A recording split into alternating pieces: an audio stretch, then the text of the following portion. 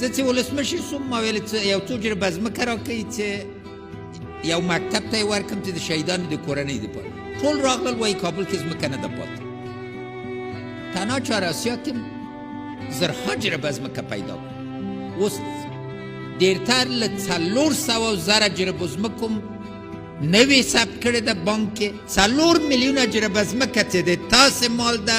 مالکیت عامه ده په افغانستان کې موږ تثبیت کړه پخوا یې درته ویلې چې دا د فلاني خان دی او د فلاني خان دی له پلار و مور نه یې راوړي و چې فلاني خان دی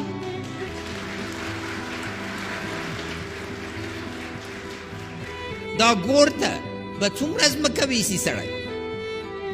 100 روپۍ به ګور ته ویسي غیر له اعمال صالحه نه ګور ته څه در سره ځي زه آبادي دپاره پیدا سوم خپله مې خو یو 2 واسکټه لرم یو څو دانې کمیس پرتوګه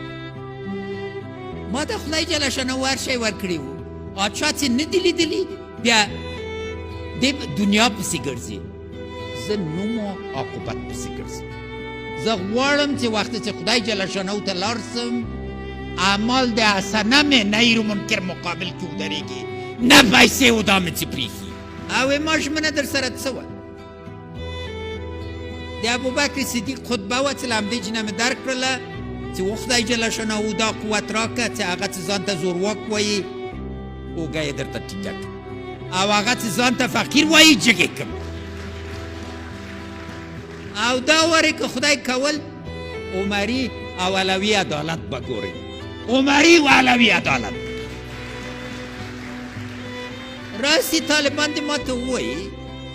چې په جوړولو کې رقابت کوو دا جومات ګورئ دلکشا سره دغه جومات نیم تمام پروت و خلکو جرأت نه کوو چې یا یې خراب کړي یا یې آباد کړي مال د خدای کور ده ما زه آبادومه چې طالبان بنا یې ښایي راسې همدغسې یو بنا کېدی چې په ګټه یې جوړه نه په تقسیم